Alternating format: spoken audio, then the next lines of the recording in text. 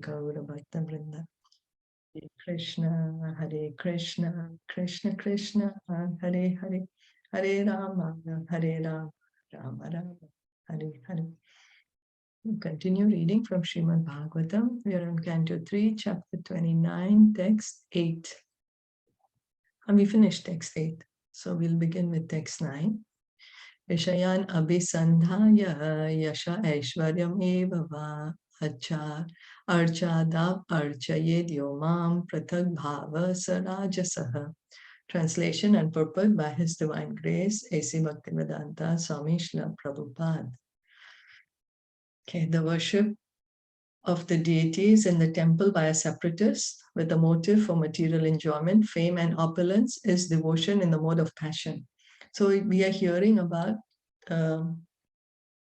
devotional service under different modes of nature. So devotional service is pure. Devotional service is transcendental. But the person engaging in devotional service could be under these modes. So yesterday we heard that how somebody could be in the mode of ignorance and might be proud. There was this a few things that proud, thinking themselves to the best of devotee, like that. And so now mode of passion is motive for, means have a lot of desire of material enjoyment, fame, and opulence. So this is devotion in the mode of passion. The word separatist must be understood carefully.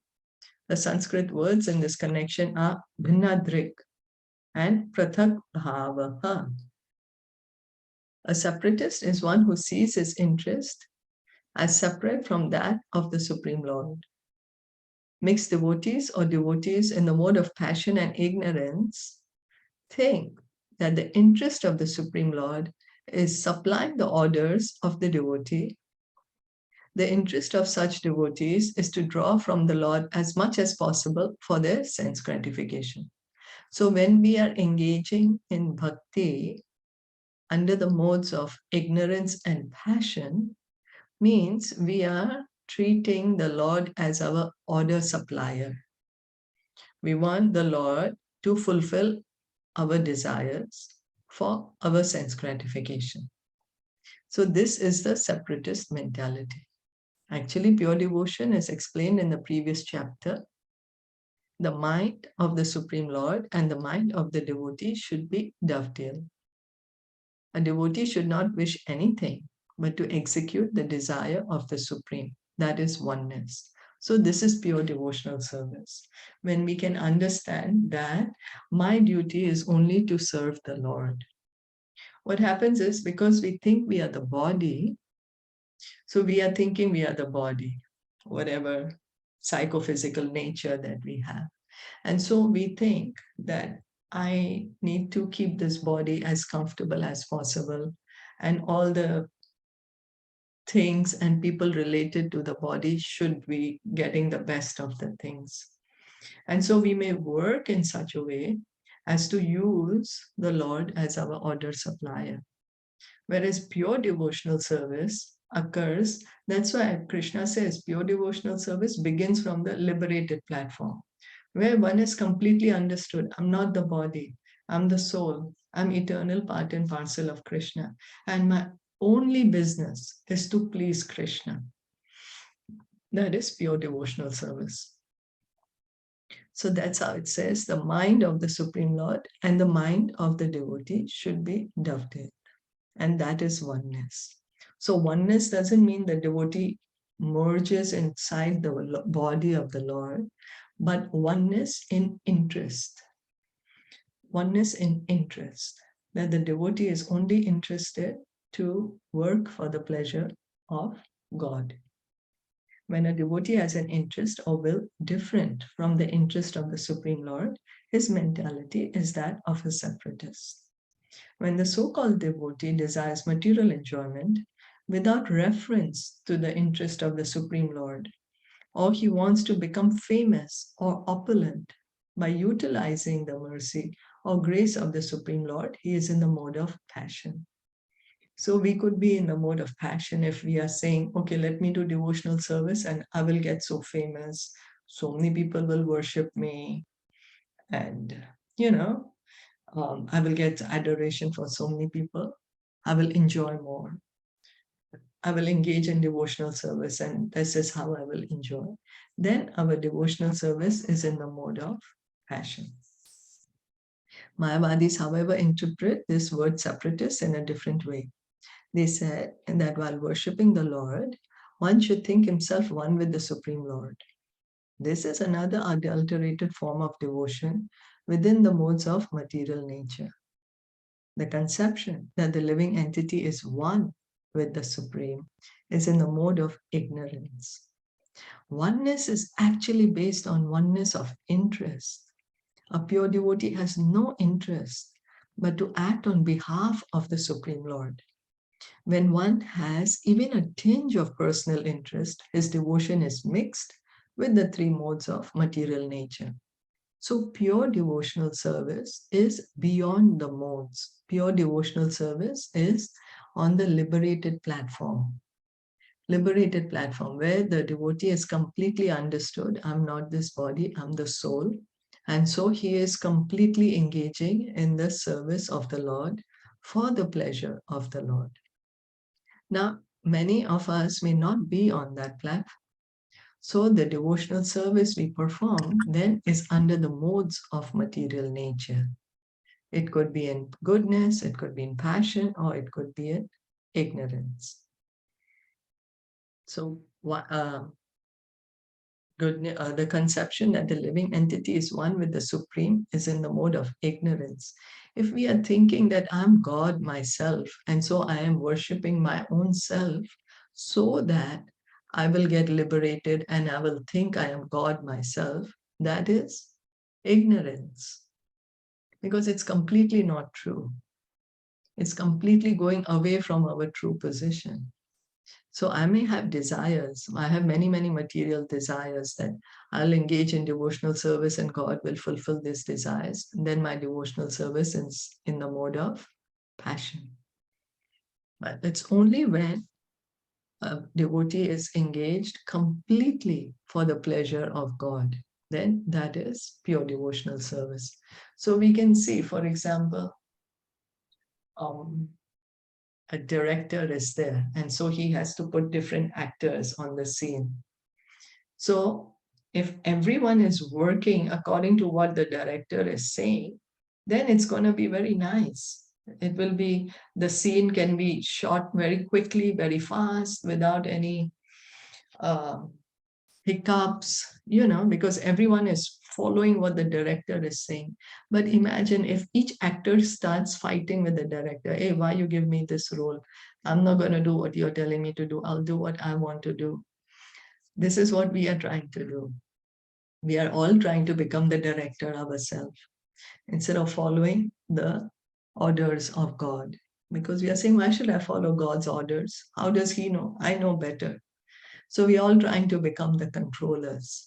And that's the point we have to understand, that we are not independent. We need only to surrender unto God, to understand God's plan, that God loves me a lot and I love God also a lot. Let me just be situated in that loving relationship and act in that relationship. So when we perfectly understand that, then that is pure devotional service.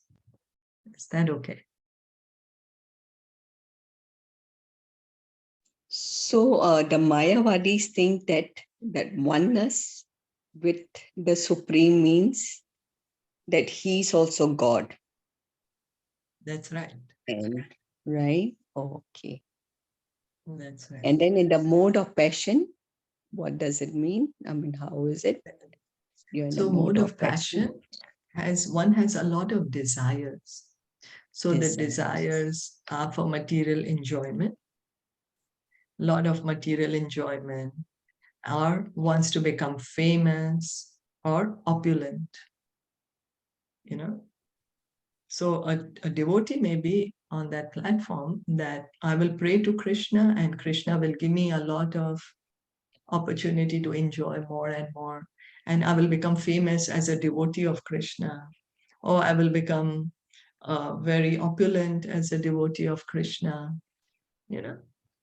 But he doesn't think that he is oneness with God, means yeah, the same no, he as doesn't. God. All right. Yeah, he doesn't think that. He doesn't think. So he's much better. Okay. He's much better, And because then, he's not thinking I'm God myself. He's understanding that God is God and I'm his servant, but I have a lot of material desires. And I'm going okay. to ask the God to fulfill these desires. So a Okay. lot of demigods are in this category. Mm. A lot of And demigods are in this category that's why because many people, they pray to the demigods, right? Because they that's want their desires to be fulfilled as faster. And they feel okay. Right. right. And then in the mode of goodness, We have not yet read. Let's see if oh, we we ever haven't. read about it. Oh, we haven't. Okay. Yeah. Okay. So, and we read the pure devotee. Pure devotee. Yeah. So that is Yeah, we above read the about mode the of, you're above the mode of good, I mean, material modes, right? That's yes, pure devotee. Okay. yeah, And the pure liberated devotee. platform. Yeah. Okay. Yeah. So he's understood, okay, I'm not the body. Let me work for God. Why shall I work for this body now?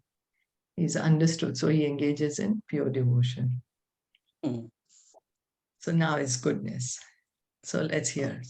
Karma nirharam udishya parasmin vatad arpanam yajed yastavyam itiva prathak bhava sasatmikaha.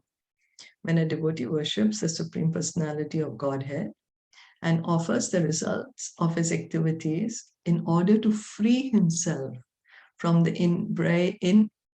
inebriaties of fruitive activities, his devotion is in the mode of goodness.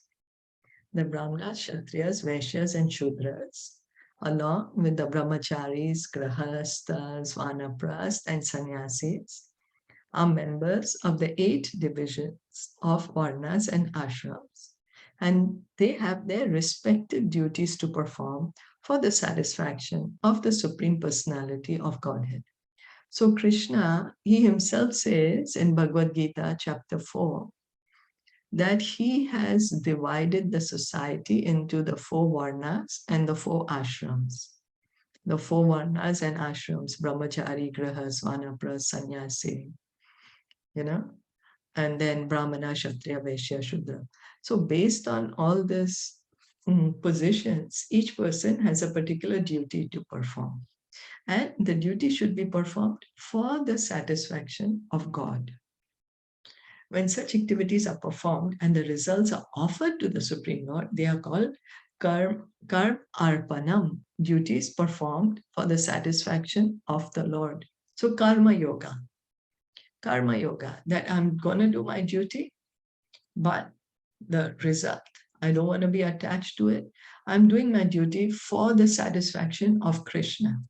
Somehow or the other, I am in this position in society. So I need to do the needful. So let me do it for the pleasure of God. If there is any inebriety or fault, it is atoned for by this offering process. But if this offering process is in the mode of goodness, rather than in pure devotion, then the interest is different. The 4 ashrams and 4 varnas act for some benefit in accordance with their personal interests. Therefore, such activities are in the mode of goodness. They cannot be counted in the category of pure devotion. So, pure devotional service, as described by Rupa Goswami, is free from all material desires, anyabilasita shunyam. There can be no excuse for personal or material interests. Devotional activities should be transcendental to fruitive activities and empiric philosophical speculation. Pure devotional service is transcendental to all material qualities.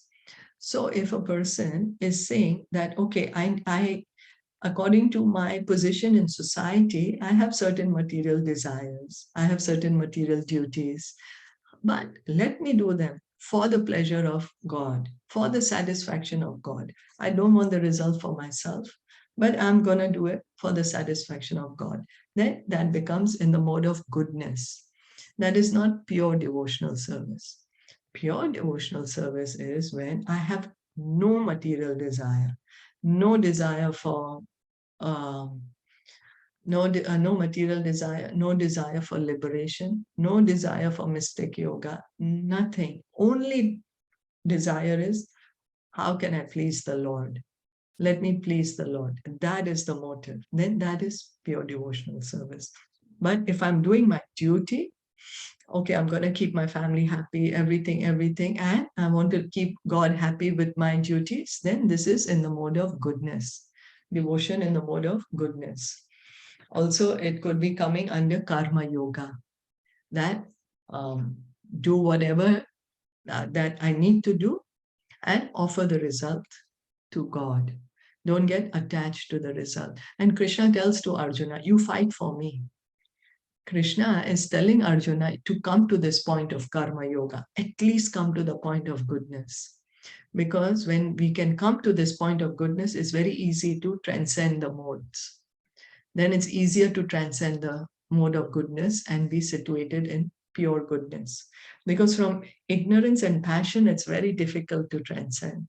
But at least if we can come to the mode of goodness, it's easier to transcend the modes then. Okay. So is it devotional karma service. kand? Is it called No, karma kand? no. So Karma what is yoga karma is kand? karma kand is, that we do a lot of this charity, penance, tapasya, a lot of charity, all that. Why? So that I can get good result, so that I can enjoy in this life or in the next life. I can take birth in a heavenly planet. Let me do some puja, let me do some yajna, let me do some dan, punya, punya karma. Let me do some punya karma. Okay. Yeah, Right. punya karma, so that I can enjoy more. I can go to the heavenly planet, like that. That is karma kand. Means following the Vedas, but want to get the punya karma for it. Okay. Yeah. So that means like you're coming back. Okay. So like you still remain in the material world, you are coming back, right? Okay. So that's their aim. Again. Okay. Yeah. So in karma kand, still the person has no idea that I need to offer the results to God, that I'm not the body, I should try to get out of here. He has no knowledge of these things. He's just thinking, I am the body and I need to make myself as happy as possible in this body. So let me do some punya karma, some puja, some yajna, so that I can be happy. Some charity, so that I can be happy. That is karma kand. Thank you. So devotional service in the modes of ignorance, passion, and goodness can be divided into 81 categories. So why 81? Devotional service in the mode of ignorance, passion, and goodness can be divided into 81 because here Prabhupada is explaining it. Okay, so we'll continue reading. There are different devotional activities such as hearing, chanting, remembering, worshipping, offering prayer, rendering service, and surrendering everything. And each of them can be divided into 3 qualitative categories. There is hearing in the mode of passion, in the mode of ignorance, and in the mode of goodness. Similarly, there is chanting in the mode of ignorance, passion, and goodness, etc. So the 3 modes of nature, ignorance, passion, and goodness. 3 multiplied by 9 equals to 27. And when again multiplied by 3, it becomes 81. So 9 processes of devotional service, right?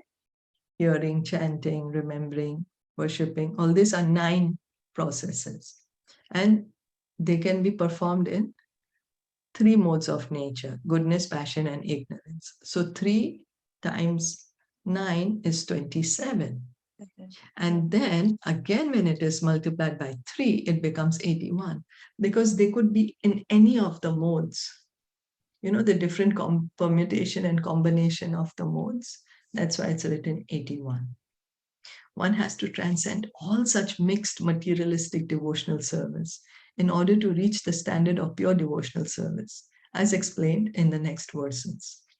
So the idea why we are getting so much information is so that if we find, oh, I'm in the mode of ignorance, I'm doing service in the mode of passion, I'm doing service in the mode of goodness, but this is pure devotional service. At least let us have the desire for pure devotional service. Even the desire for pure devotional service is pure. That, okay, right now I'm not in this position, but I really desire this. That is also pure devotional service. Appreciating pure devotional service, we get benefit. Just the desire that I wish I could do everything for the pleasure of Krishna. Here I'm just so attached to my wealth, my intelligence, my energy. I'm just using everything for myself. I just wish I could do it for Krishna. Just that desire for pure devotional service is pure. And it can bring us to pure devotional service. So devotional service in the mode of ignorance was thinking I'm a better devotee. We read that. Thinking I'm a better devotee. I'm... what was that?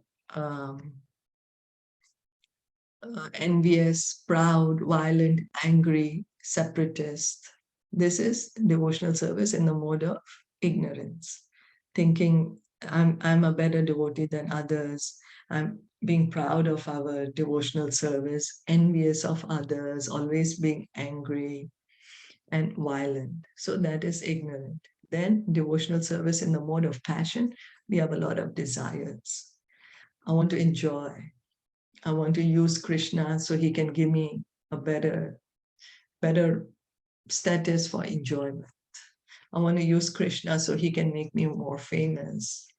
I want to use Krishna so I can get more adoration. That is mode of passion. And when one is saying, okay, I'm in this 4 varnas and ashrams, either one in that position I am. So I have to do my duty. And then let me do my duty very well. And then let me do my duty, whatever position I am, man, woman, or grihast, or manapras, whatever. So I have to do my duty, and let me do my duty for the pleasure of Krishna. That becomes mode of goodness.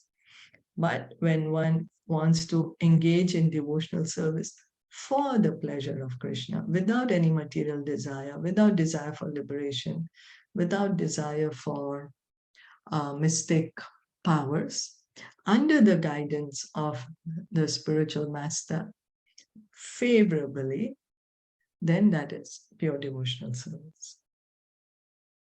Is that okay? Yes. So then we'll read about it tomorrow, the pure devotional service, because here is Prabhupada is writing, one has to transcend all such mixed materialistic devotional service in order to reach the standard of pure devotional service, as explained in the next verse. So we have to transcend. I didn't understand that 9. I mean, I didn't understand why that 27 times 3. So that part because there are 3 modes of nature. Yeah, but that we already did, no?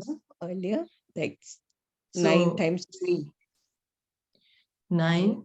So 9 is because hearing, chanting, remembering, worshipping, offering prayer, all that is 9, right? Right. So then 9, and then it could be, so for example, hearing could be in goodness, passion, and ignorance. Yeah. Right. So then hearing itself could be 3 times. Yeah. Okay, then chanting could be goodness, passion, ignorance. So it could be 3 times. And then remembering could be 3, like that. So then it's 27, no? 3, so hearing 3. So then 27, okay. All right. So similarly, there's chanting in the mode. Okay. So then 3 multiplied by 9 equal 27. That's fine. And then you're saying when again multiplied by 3. You mean why is it again multiplied by 3? Is it? Multiplied by 3. Yes. Why is it again multiplied? Because we already multiplied it. By the 3.